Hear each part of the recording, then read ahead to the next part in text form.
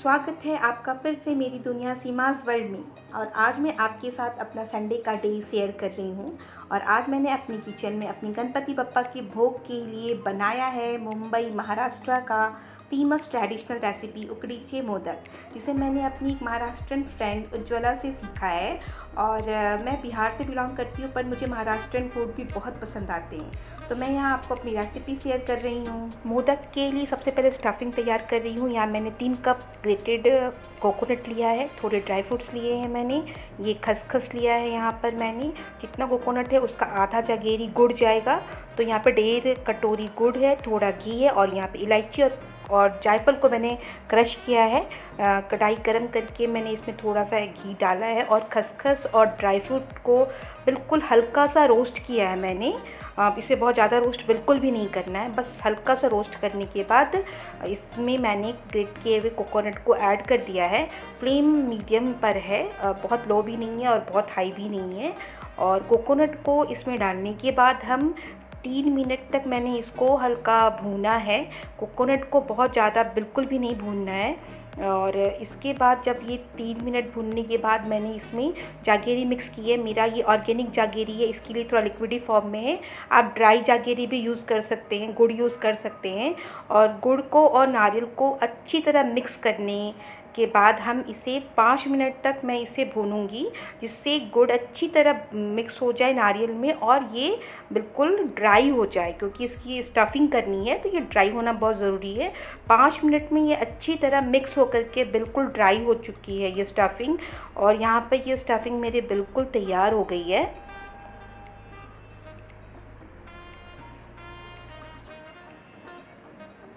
अब इस स्टफिंग को आप देख सकते हैं, ये बिल्कुल ड्राई हो चुकी है। तो स्टफिंग में मैंने इलायची और जायफल को मिक्स किया है बिल्कुल लास्ट में।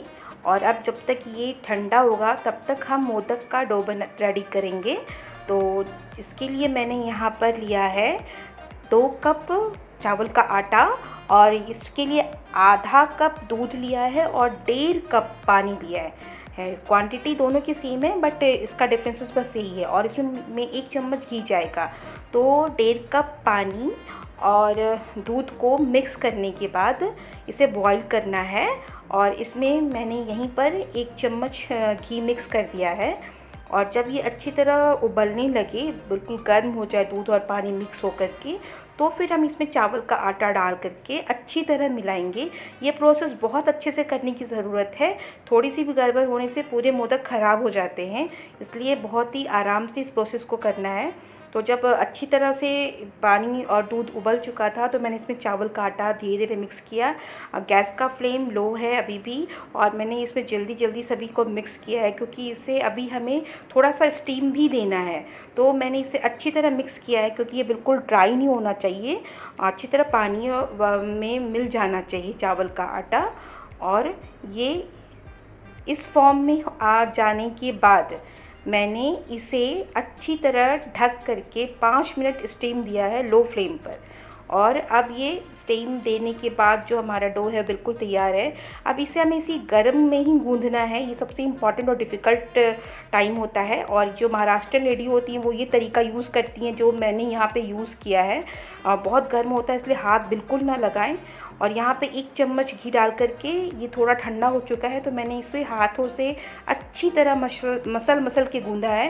इस डो का अच्छा और सॉफ्ट होना बहुत ज़रूरी है मोदक अच्छे बनने के लिए। अब मैं यहाँ मोदक बना रही हूँ। मैंने छोटे छोटे पेड़े जैसे गोले बनाए हैं और इसको पूरियों की तरह बेल लेना है। थोड़ा सा मैंने चावल का सूखा आटा लगाया है और इसको मैंने पूरियों की तरह बेल लिया है। मैं यहाँ 2 तरीके से आपको मोदक बनाना बता रही हूँ। मैं भी बहुत एक्सपर्ट नहीं हूँ, बट थोड़ा सा कोशिश करके ये अब मुझसे बनने लगा है। तो ये जो पहला स्टेप है तरीका, ये बहुत ही सिंपल होता है। इसमें 4 तरफ से मैंने इसको मोड़ा और उस 4 के बाद फिर बीच से मैं उसको मोड़ूंगी। अगर आप बीच से नहीं मोड़ना चाहते हैं तो आप इस 4 को भी मोड़ करके स्टफिंग डाल करके इसको मोदक का शेप दे सकते हैं, बट कोशिश करने से हो जाता है। अगर अच्छे से हम इसका डो बनाते हैं तो ये हो जाता है। तो इसके बीच में स्टफिंग डालने के बाद अच्छी तरह धीरे धीरे सभी किनारों को पकड़ के मिक्स एक जगह मिलाना है। और फिर इसे मोदक का शेप दे देना है। धीरे धीरे सावधानी से करने से ये आसानी से बन जाता है। पहले मुझसे भी नहीं बनता था, पर धीरे धीरे प्रैक्टिस होने के बाद ये बनने लगा है। और मैं आपको एक और तरीका दिखा रही हूँ जो जनरली महाराष्ट्रियन औरतें यूज़ करती हैं। वो बहुत ही सधी हुए हाथों से 16 कली की 32 कलियों की भी मोदक बनाती हैं। यहाँ पे मोदक प्रतियोगिता भी होती है, तो मैंने उनके स्टाइल को कॉपी करने की कोशिश की है और इस तरह से मैंने कलियाँ बना करके एक मोदक को बनाने की कोशिश की है और ये मोदक बिल्कुल बन गया है। यहाँ पर आप देख सकते हैं। तो ऐसी थोड़ी सी कोशिश करने से मोदक बन जाते हैं। अब इसे स्टीम देना है। मैंने स्टीमर में पानी गर्म किया हुआ है, प्लेट के ऊपर थोड़ी सी घी लगाइए और मोदक को इसमें सेट किया है। और इसके बाद मोदक के ऊपर मैंने थोड़ा सा केसर वाला दूध डाला है, जिससे मोदक में एक अच्छा फ्लेवर आए और मोदक के ऊपर उसका कलर भी आए। आप इसे स्किप भी कर सकते हैं, बट अच्छे फ्लेवर और कलर के लिए आप इसे यूज़ करेंगे तो अच्छा लगता है। और इसे 10 से 12 मिनट स्टीम देना है। 10 से 12 मिनट के स्टीम के बाद मोदक बिल्कुल तैयार है। आप देख सकते हैं हमारे मोदक बिल्कुल तैयार हैं। एक मोदक मैं आपको तोड़ कर दिखाऊंगी कि ये किस तरह से स्टीम हुआ है, अंदर तक कैसा बना है। तो आप देख सकते हैं ये चारों तरफ से अच्छी तरह स्टीम हुआ है, एक पतली सी लेयर है और इसके अंदर का जो स्टफिंग है वो भी बिल्कुल ड्राई है, बिल्कुल लिक्विडी फॉर्म में नहीं है। तो ये बहुत ही टेस्टी और बहुत अच्छे लगते हैं खाने में, बिल्कुल मुंह में घुल जाते हैं। और ये मेरे मोदक मेरी गणपति बप्पा को भोग लगने के लिए बिल्कुल तैयार है। तो आप भी इसे ट्राई कीजिए।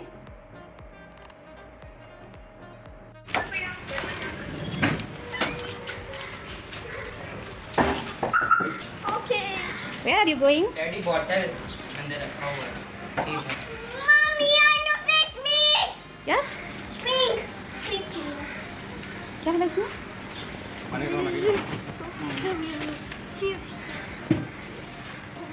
Boy, yummy. Eat it. It's so hot. It's so hot.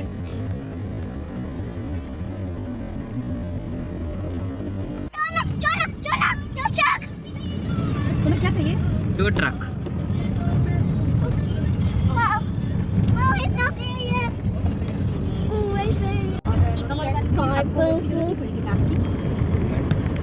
No, you car. We with the car. We with the bike. We with the go. We are the tire. Go.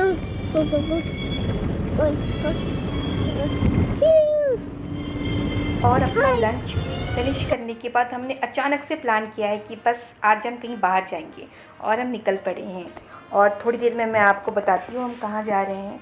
इस pandemic situation की वजह से बहुत लंबे समय से मैं घर पर हूँ और आज हम बहुत दिनों के बाद बाहर निकले हैं।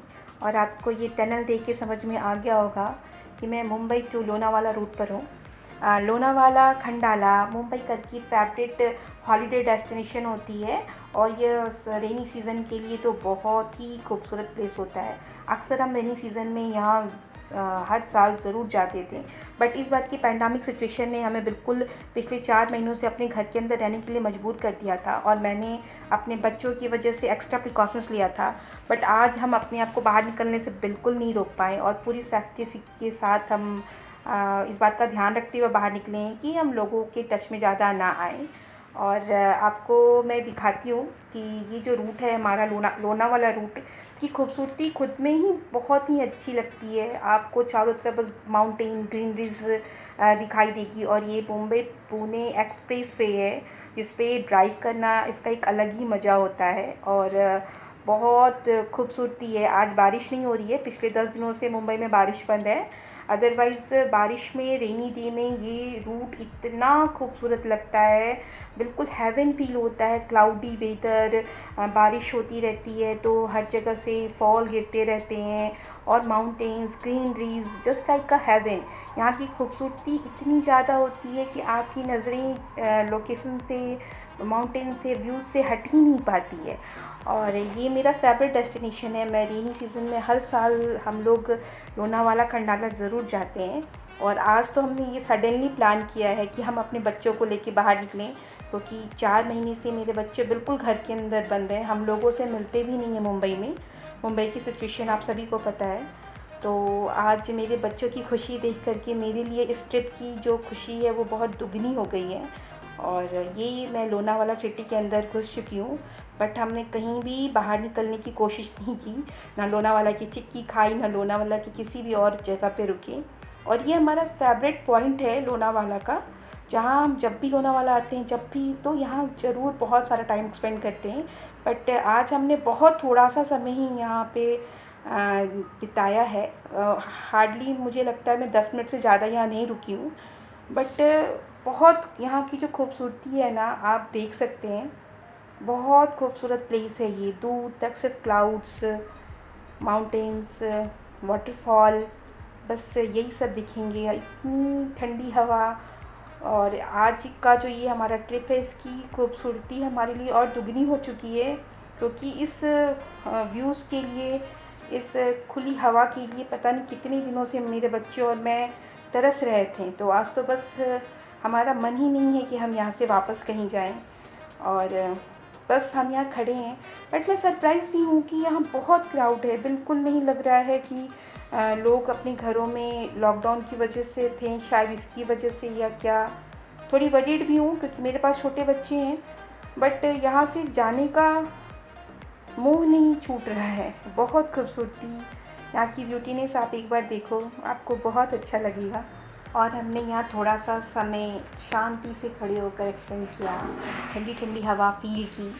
थोड़ा डर भी लग रहा था क्योंकि क्राउड बहुत ज़्यादा दिख रहे थे और लोग बहुत ही बेफिक्र होकर घूम रहे थे। बहुत लोग विदाउट मास्क भी थे, तो थोड़ा डर भी लग रहा था। बट थोड़ी देर के लिए हमने डर को साइड किया और थोड़े से पल की खुशियाँ समेटी वहाँ पर।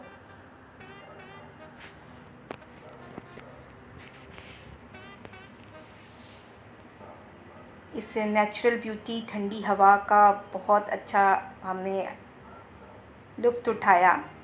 और यहाँ मिशु बहुत इन्जॉय कर रही है।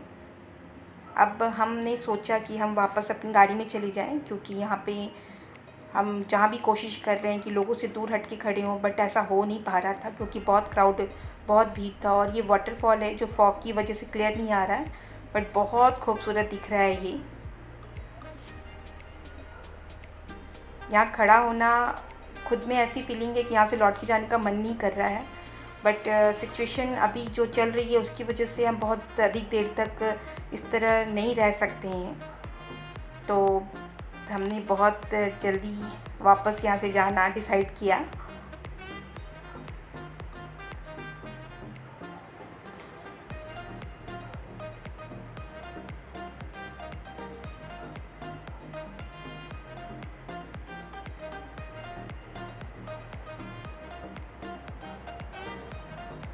और अब बारिश भी स्टार्ट हो गई है और हमने गाड़ी के अंदर ही थोड़ा सा समय बिताया है, क्योंकि यहाँ से रैली वापस जाने का मन नहीं कर रहा है। बट हम बहुत देर तक बाहर रह भी नहीं सकते हैं।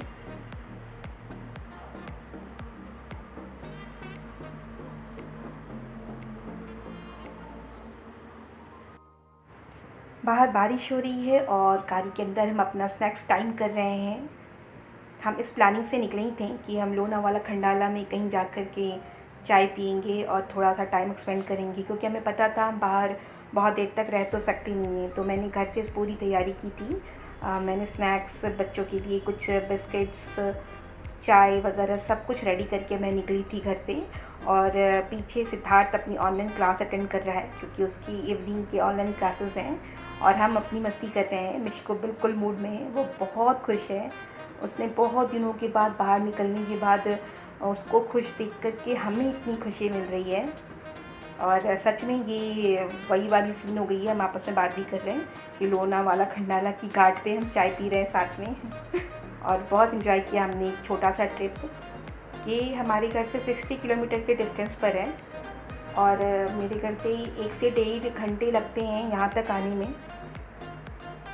तो हम आफ्टर लंच भी निकले हैं, तो हम इवनिंग 8 o'clock से पहले घर तक पहुँच जाएंगे।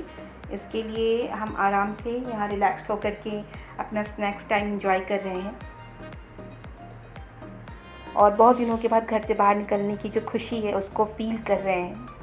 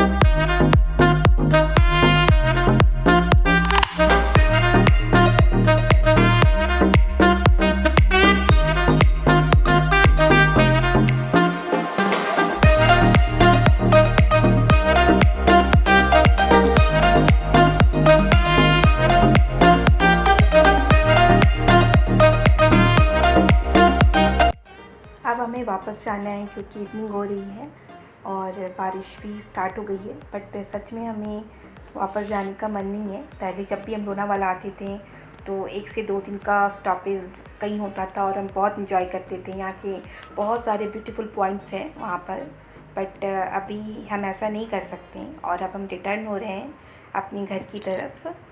और इस छोटे से ट्रिप को ही हमने इतना इंजॉय किया और सच में इस चीज़ को फ़ील किया कि जब कोई चीज़ हमें नहीं मिलती है तो उसकी इम्पोर्टेंस कितनी बढ़ जाती है। मुंबई लोनावाला जाना हमारे लिए बहुत आसान था, कभी भी हम अपनी पूरी ग्रुप में प्लानिंग करते और चल पड़ते थे। बट आज का जो ये ट्रिप है इसकी अहमियत बहुत ज़्यादा है मेरे लिए, क्योंकि मैंने अपने बच्चों को बहुत दिनों के बाद घर से बाहर निकाला और उनकी खुशियाँ उनको देख करके हमें बहुत खुशी मिल रही है। और एक खुशी के साथ हमने अपना ये ट्रिप कंप्लीट किया।